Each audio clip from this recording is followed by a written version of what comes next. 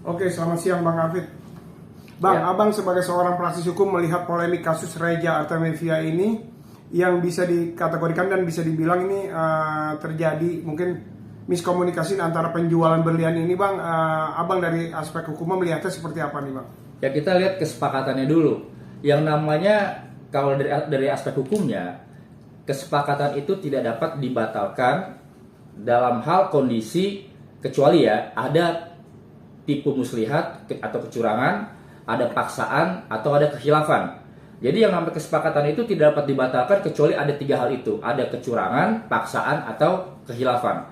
Nah, kalau misalnya salah satu pihak merasa ada satu kecurangan, tentunya yang pihak merasa kecurangan ini dia dapat melakukan upaya hukum terlebih dahulu.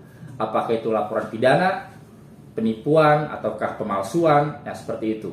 Nah, kalau kita bicara soal ada transaksi yang besar yang kiranya itu dapat dibilang ini adalah hal yang palsu, ya kita lihat kesepakatan seperti apa di awal dan objeknya ini parameter palsunya seperti apa, seperti itu. Jadi kalau kita bicara ada kepalsuan, ada kecurangan, atau ada satu paksaan atau ada satu khilafan dalam proses kesepakatan, itu dapat dibatalkan, dapat batal kesepakatannya. Dan tapi orang yang merasa dicurangi atau kiranya itu menjadi korban kesepakatan itu harus melakukan upaya hukum terlebih dahulu, seperti itu.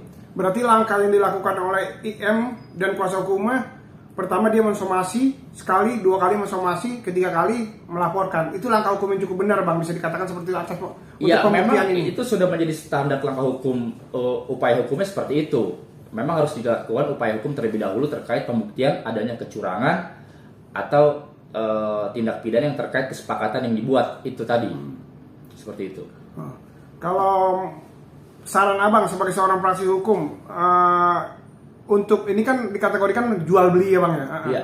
Jual beli itu berarti saran Abang seperti apa? Apakah barang itu harus dicek terlebih dahulu keasliannya atau seperti apa? Nah, kita kalau bicara jual beli itu kan kita bicara hukum perdata itu kan kesepakatan ya. Nah, kita harus lihat si penjual ini bilang seperti apa, si pembeli ini bermaksud seperti apa. Dan umumnya kalau orang jual beli ya, kita nggak usah bicara yang miliaran deh. Kita bicara beli sepatu, beli tas yang harganya jutaan. Pasti kita cek terlebih dahulu. Karena kalau bilang, oh saya belinya atas dasar kepercayaan. Kepercayaan itu ada parameternya, ada batasannya. Sejauh mana kepercayaan itu dapat dikatakan sebagai satu kepercayaan, sampai mana batasnya nanti dapat dipersoalkan atas kepercayaan itu.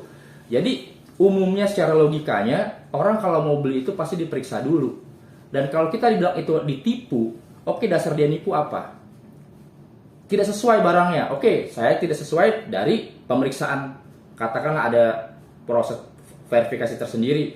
Tapi dilihat juga apakah si penjual ini pun juga menjanjikan itu seperti apa.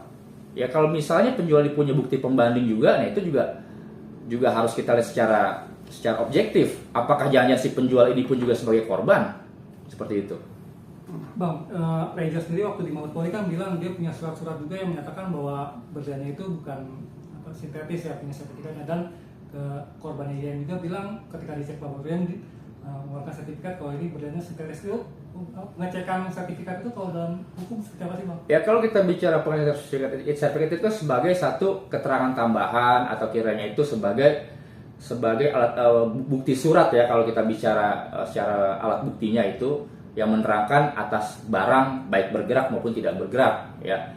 Ya kalau misalnya sertifikat itu asli dan itu memang diperuntukkan untuk barang tersebut, ya berarti ya itu dapat dibilang sesuai. Tapi kalau misalnya ternyata sertifikat itu juga tidak benar dan si penjual ini juga mengetahui atas ketidakbenaran itu, ya maka tuh fix itu adalah tindak pidana. Tapi kalau misalnya si penjual pun juga tidak tahu dia juga adanya satu sertifikat itu, nah dia juga bisa dikatakan sebagai korban tindak pidana. Nah makanya di sini kita lihat jual belinya itu seperti apa, hal yang disepakati seperti apa. Kalau kita bicara soal transaksi jual beli, ya itu tadi umumnya orang itu jual beli itu dia periksa terlebih dahulu, apalagi transaksi miliaran. Kalau dasar kepercayaan itu ada batasan parameter, batasan percaya itu sampai sejauh mana gitu. Kalau kau percaya misalnya sama saya, ya mau nggak titipin uang 1 miliar ke saya gitu? Ya pasti kan orang juga atas dasar apa, atas karena apa, dan nanti uangnya bagaimana. Apalagi transaksi yang besar gitu. Tapi memang kalau kita bicara satu kesepakatan itu tidak dapat dibatalkan dalam hal kecuali ada satu kecurangan, paksaan atau kekhilafan itu tadi, seperti itu. Oke, saran dari abang sebagai seorang praktisi hukum melihatnya seperti apa bang? Mungkin biarkan ini proses hukum berlanjut, biarkan penyidik yang Yaitu karena memang di sini tidak ada prinsip kehati-hatian dalam proses jual belinya, yaitu harus ditelusuri apakah memang si penjual ini juga sebagai pelaku tindak pidana ataukah juga dia sebagai korban juga. Karena dia ada satu udah beli barang terdahulu atau dikasih barang terlebih yang barang dibilang palsu itu, ataukah memang juga ya nanti penyidik memeriksa kepalsuan seperti apa sih, yang dibilang palsu itu seperti apa gitu. Dan juga di sini harus dilihat secara komprehensif, korbannya siapa, apa namanya, dan pelakunya siapa. Karena kita nggak bisa nge-share sepotong dari jual beli seperti ini. Jadi harus dilihat kalau dia punya sertifikat, nah berarti asalnya dari mana? Apakah dia mengetahui atas kepalsuan itu, ataukah memang dia juga nggak tahu atas kepalsuan itu dasar sertifikat yang dipalsukan? Ya, berarti dia korban juga si penjual itu.